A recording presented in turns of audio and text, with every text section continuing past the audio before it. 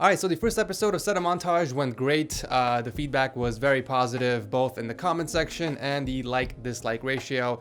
And by the way, thank you guys so much for dropping your feedback and also liking or disliking the video, because that's really great feedback for me.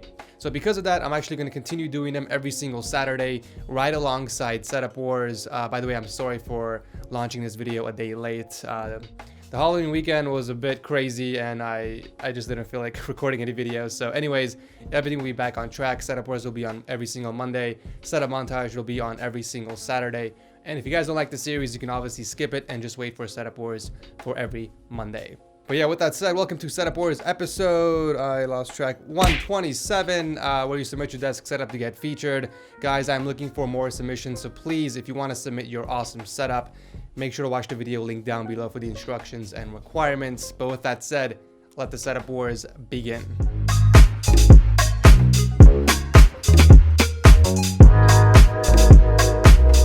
So guys, I finally moved on to another addicting game on mobile, and it's called Cats. It's a very addicting game where you basically participate in the World Championship and go up against other players using fighting machines that you build yourself.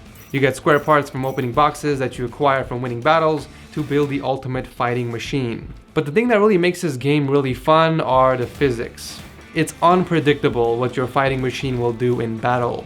I really like the simplicity of the game. It's very easy to pick up and start playing. You can even join gangs and fight with your friends for special rewards. It is a free game to download and it's available on Android, iOS, and Amazon as well. I'll drop a link to it down below, but just for my subscribers out there, you guys can actually get a jump start on the game if you guys use the code CATTECH in the option menu. Kicking off the show, we got Dan and our very first Coca-Cola themed setup, featuring an ultrawide from Asus and the Mistel Barocco keyboard with the Rival 300 mouse. At first I was wondering why on hell is there a micro USB cable connected to the keyboard twice, and then I realized that this keyboard apparently splits in half, so yeah, that's cool. So the reason why the surface of the desk is reflective like that is because he added the Ikea Glasholms on the Linnmon tabletop, and it's actually a pretty cool modification that you guys can do on your desk if you want something reflective. I really like the way that the lights from his PC are reflecting on the surface. It looks pretty cool. I don't know if this guy is sponsored by Coca-Cola or what, but he has a lot of props and Coca-Cola decals everywhere. Do you guys even know how bad Coke is for the body? I mean, I'm talking Diet Coke or just any soda in general. I feel like I need to start a health source channel to educate some people out there. I do want to give Dan some major props on the cable management and the organization in his room. All the wires are nice and tidy underneath the desk, but the most impressive thing is how he managed the wires around his entire room. A bunch of wall raceways were used to hide and route the cables for his projector setup on the ceiling, the speakers, and even the wires near the ground. All the choices from the furniture to the decoration on the walls were nicely done. I also kind of get this feeling that he added those cubicle walls in his room to separate each setup. Either way, everything was beautifully planned. Aside from the Coca-Cola promotion, I really like this setup. Thank you, Dan, for starting off the show. Dewin is next up with an interesting corner setup, and he definitely made it work with the amount of space he had. He stacked the monitors on top of each other using the Wally mount and one other arm, and he also managed to stick both of his speakers underneath the Asus monitors with some 3M tape. Honestly, I don't think that was really necessary since he definitely had extra space for them on the desk and underneath the monitors. But I guess he was trying to keep everything compact and grouped together in the center of the desk. He also got a joystick and the Razer Ornata Chroma keyboard with the Naga Chroma mouse. So this setup was built for a mix of gaming, video editing, and work-related tasks, and he's actually using two Dell laptops. One of them is being used for personal things like gaming, and the other is purely for work.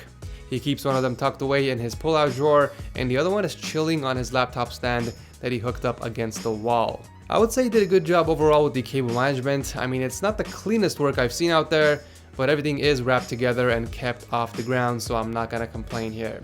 It's a neat and compact setup that you got there, but honestly I would save some money and buy a larger desk later down the line. That way you don't have to stack your monitors like that and you have extra space to work with. But regardless, thank you Dewin for entering. At number 3 we got DrD Flo, who is a YouTuber by the way, and I'll drop a link to his channel below if you guys want to check it out.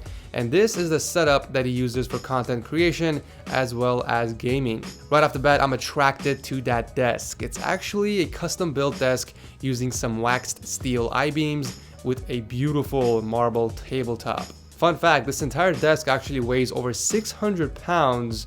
So yeah, good luck moving this thing when the time comes. So DrD Flo says he's a minimalist and he prefers to keep the surface as clean as possible with as few items as possible, which is one of the reasons why he went with the wireless route. He's rocking the AN Pro wireless keyboard and the Logitech G703 mouse. For audio, he's using the wireless V-Moto Crossfade 2s and the Audio Engine A5 Plus speakers that are sandwiching the X34 ultrawide.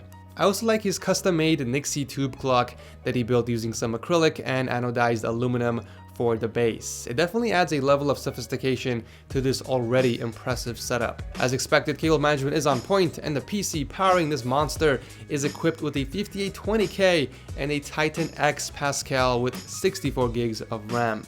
A perfectly crafted, powerful, and elegant setup. Thank you DrD Flo for entering, and once again, I'll drop a link to his channel below, so make sure to check him out and show him some love. Speaking of powerful, we got Jacob and his beautiful extra wide setup featuring two 34UC87s from LG and the massive 98-inch EK back-end countertop that's sitting on top of two Alex drawer units. This is actually the same countertop I'm using for my filming desk, believe it or not. The wires from the Corsair RGB keyboard and the Razer Naga are perfect, just the way I would have done it if drilling a hole in the desk was not an option. Well done. There's definitely a lot of surface area to work with, so Jacob made sure to utilize as much as he can by spreading out his Android figurines. On one side he's got his printer, and on the other side is the PC that's powering this setup.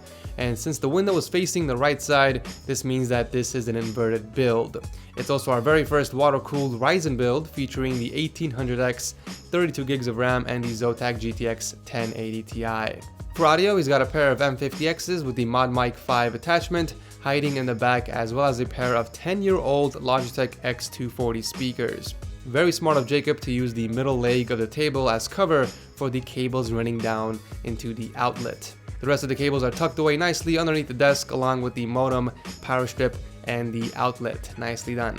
Now, I don't know how practical those ultrawide monitors really are side by side, but if it's working out for you, then more power to you. This setup showcases organization and personality, judging by those wall shelves filled with props and figurines.